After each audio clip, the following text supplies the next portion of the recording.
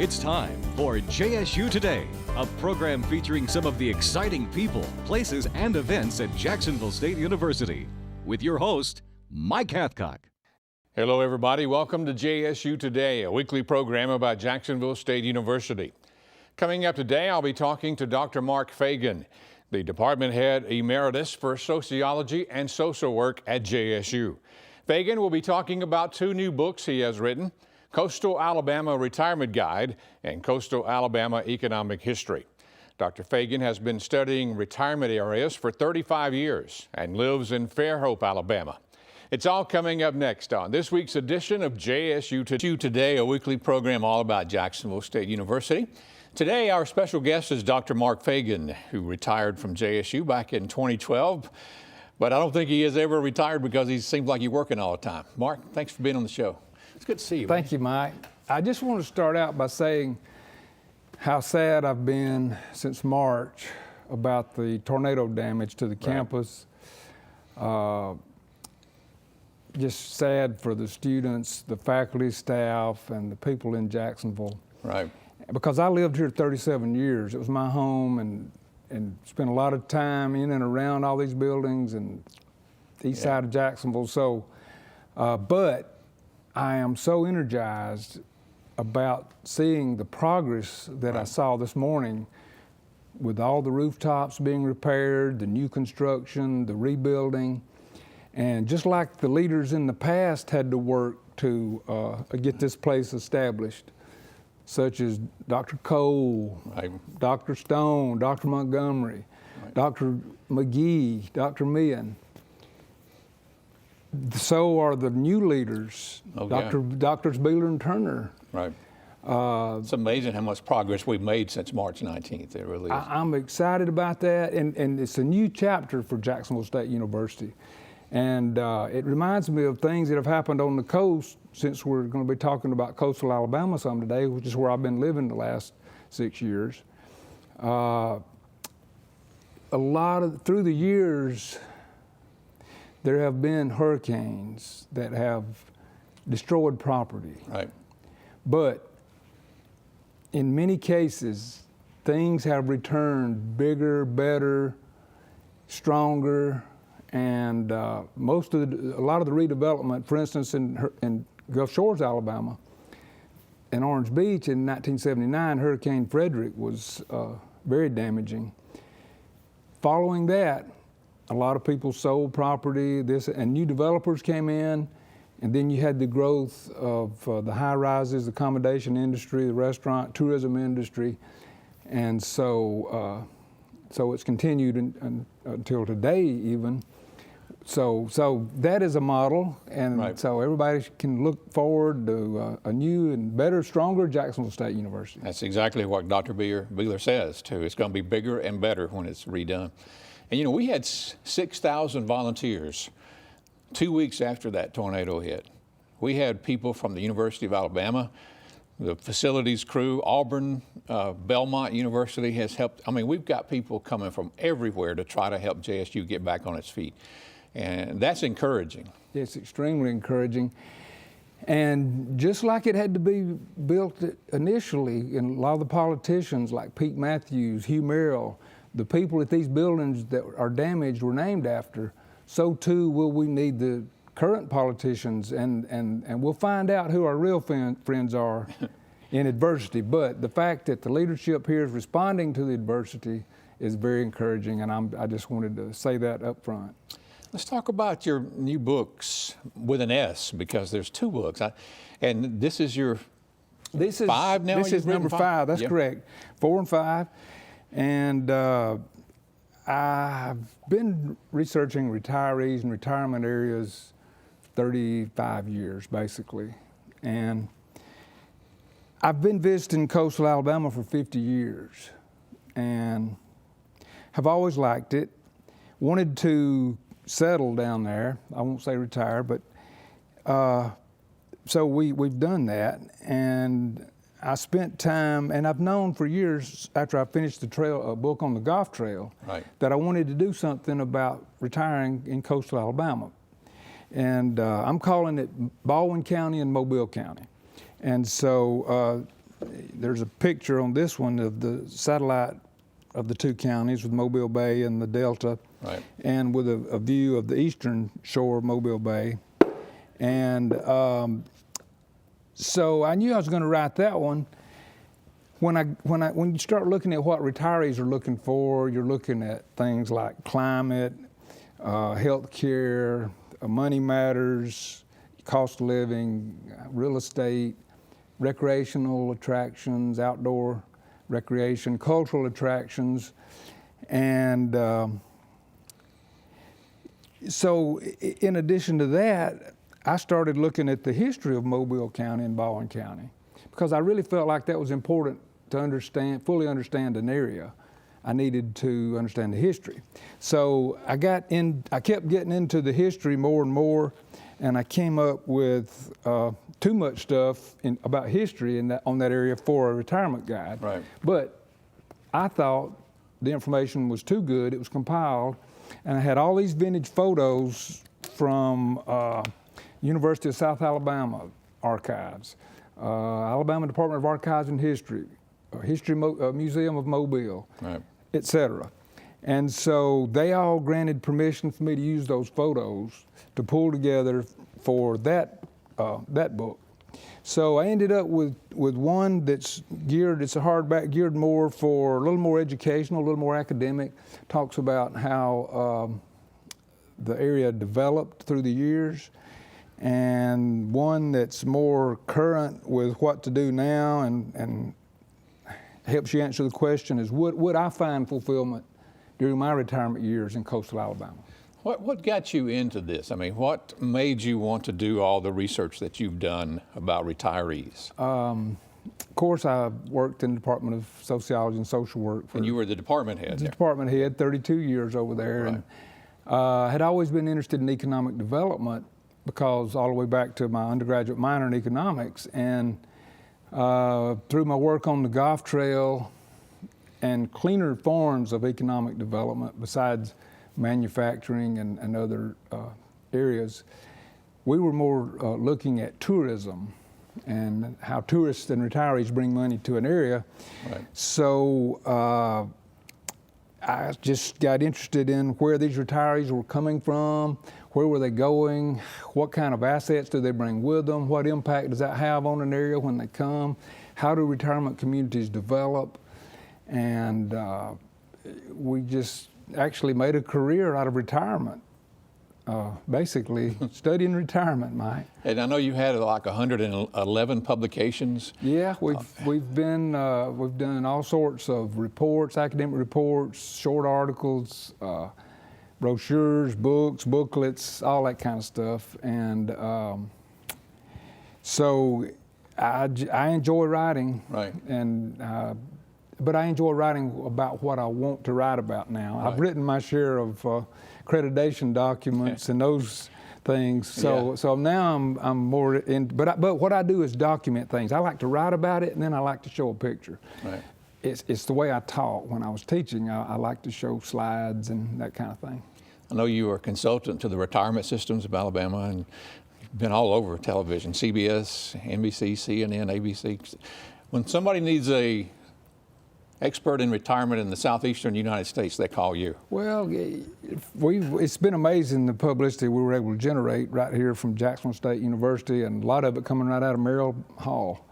And that led to work on the Golf Trail, working with Dr. Bronner, and the RSA has played a big role in developing Alabama, and especially coastal Alabama. And I talk about that in the history book, especially the last 25 years, the modern redevelopment of downtown Mobile.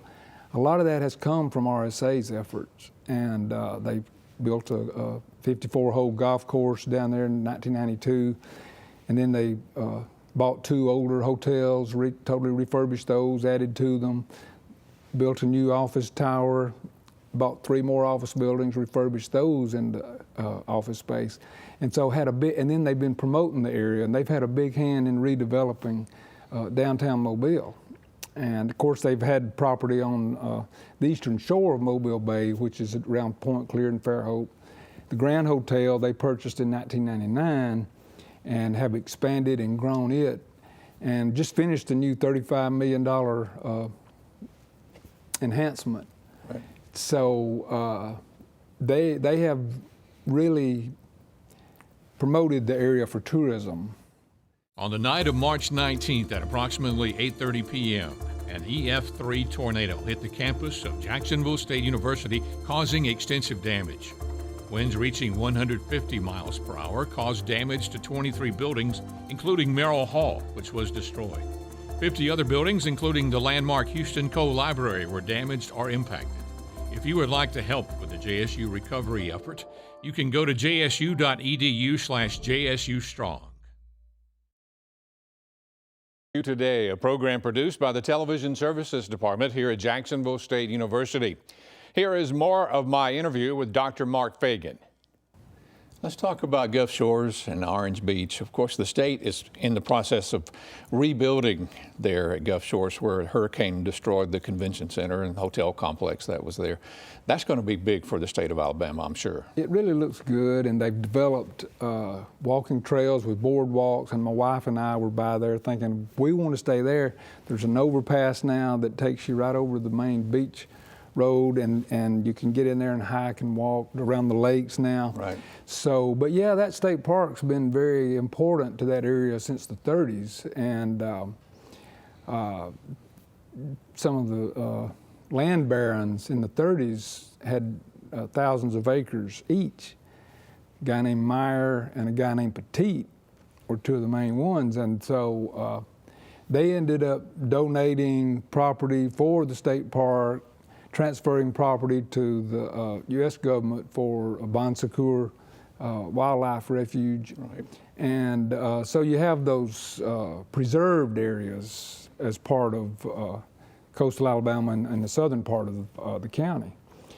But in the 30s, having swampland and without air conditioning down there, and you have to understand the roads were so bad. Going from Foley south, there were sand roads, wooden bridges with logs out in the road.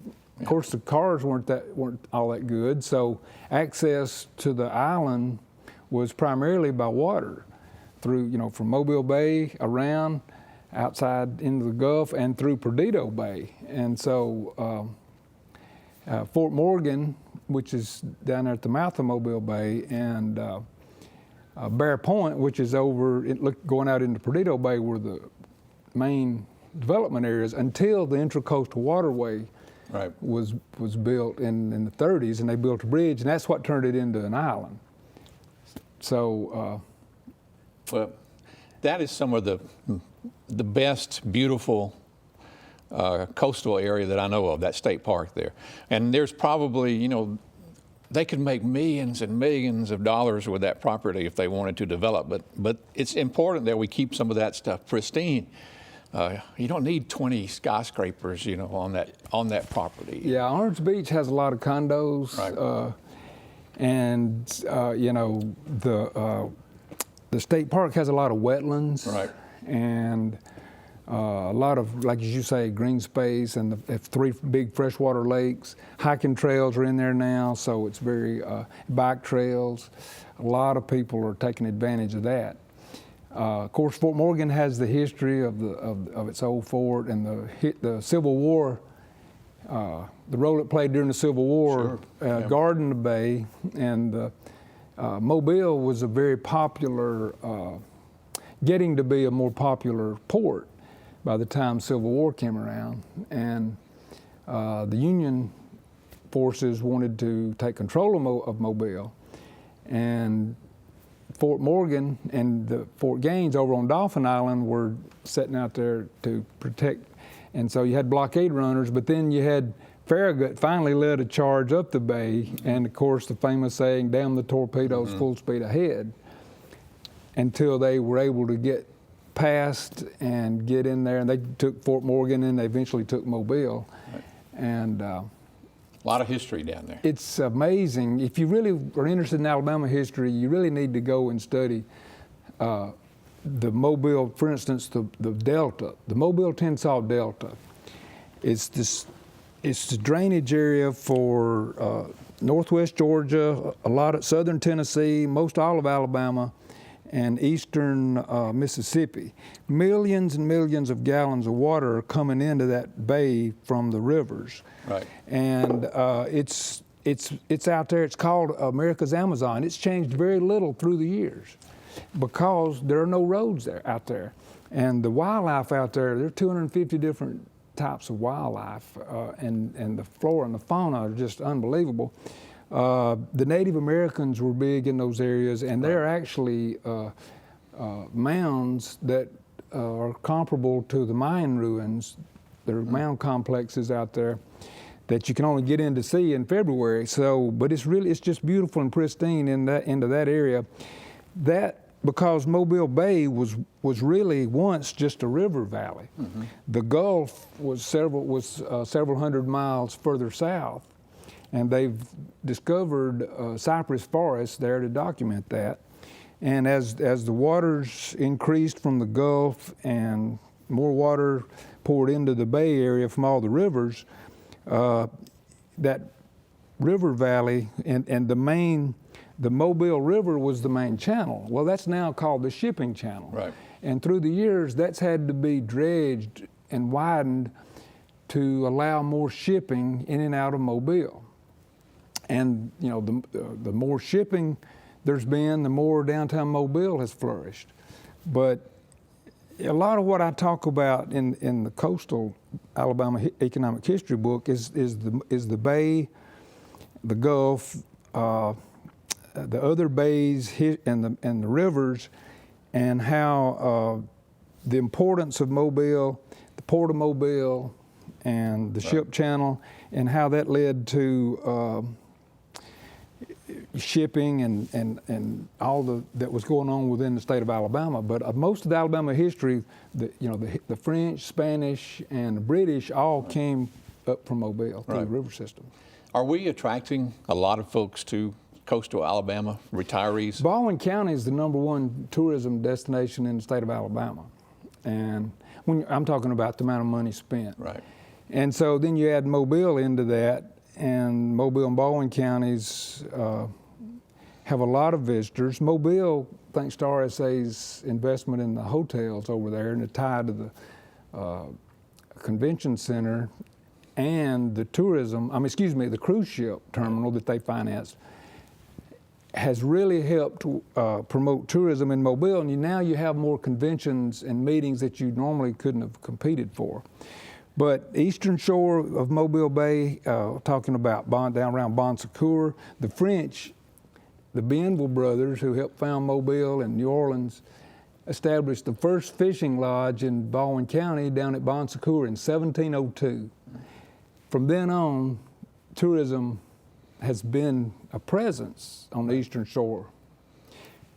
Back in the early 1800s, malaria, yellow fever, water was not so clean, air wasn't so fresh. People would travel by steamboat from New Orleans, Mobile, over to the eastern shore. So where the Grand Hotel is now, there's been some lodging since 1820. And of course, through the years, hurricanes, fires, whatever, and so we're into the third version of the Grand Hotel now. Right. But the fresher water, the fresher air, there's a bay effect over there. And before they had air conditioning, the bay breezes in the summer and the fresher water over there. And most all these little areas that have sprung up, Daphne and Montrose and Red Cliffs there. Right. And then on into the agricultural areas in Baldwin County, Foley and Silver Hill and those places. It's interesting, a lot of them have European immigrants that gathered together and formed those areas, like Italians tended to gather around Daphne. Right. And we could go through all of them. So people have been migrating, coming there for years. Fairhope has that very interesting history of. You live in Fairhope. I love and live in Fairhope. You could have moved anywhere you wanted after you retired. Why did you choose Fairhope, Alabama? I'm an Alabama boy, #1, and #2. We had spent so much time visiting down there, and like everybody, or most people, people retire where they have tended to vacation. That's why retirement areas evolved from tourism areas, or a tourism area evolves into a retirement area. So we looked all over Orange Beach and Gulf Shores area, and it was it's quite nice, but it was a little more transient. Right. Didn't have as much of a community feel. And so we got to Fairhope, and it's quaint, and it's just a lot of nice people, a lot of interesting history. One reason it has such an interesting history is the role it played during the 1800s with the bay boats that were out there running on Mobile Bay. Before we had cars and roads, you couldn't get from Mobile to Baldwin County. It was hours and probably days. It was days going around that delta north to get, and so they had these bay boats. Well, they couldn't get the bay boats real close to the shore because Mobile Bay is not all that deep. Right. And Fairhope had the closest area to what they call the 12-foot curve, and that's why the big pier's in Fairhope. So the bay boats would come there, the agricultural products would come, get shipped to Mobile, shipped out, and then all the goods that the people in Baldwin County need, they could get shipped from Mobile over to Fairhope. Yeah. So long history there. It has unique in the state that it has the single tax colony, which is, I won't go into the details, but it's a very interesting idea. Right. Let's talk about where they can get the books. Okay. Where they're available. All right. These books are available through Amazon, or actually we may get, maybe Keith can put up Book Baby. There are a couple of websites. These actually have their own website, and it's a little easier to get them from there. But they're just starting to roll out. They're going to be in gift shops and bookstores. So what's a good website? Well, if they go to, I tell you what, the easiest thing, go Facebook Books by Mark Fagan. Okay. That tells them everything they need to know. Right. And even if you're not on Facebook, just go to Books by Mark Fagan. I'll let you on there. This book will be good for people planning their summer vacations or snowbirds or whatever. Right. And it saves you from having to go pick up 100 brochures. Just all the information you need, plan your trip, and while you're down there, might be things you've never seen. You can go do that. And if you're, and also, this one would be helpful if you just want to learn, spend some more time, go visit some museums, go and see some of the historical attractions. And here again, it's just my story about living there and what I found about the area, and I think it's great. I'm excited about them. Yeah. Well, congratulations. I mean, it's always nice to be able to find out the history of where you're going, because it's impossible to find it once you get there. I know Harvey Jackson and another JSU Dean Wade and some graduate, of those people would be very proud that I have developed such a passion. Books, the Robert Trent Jones on there, is and on some there. of the other stuff we had done through at Jacksonville State. Well, thanks for dropping in. Good to see you, Mike. Congratulations. Thank we you, appreciate Mike. it very much. Thank you very much.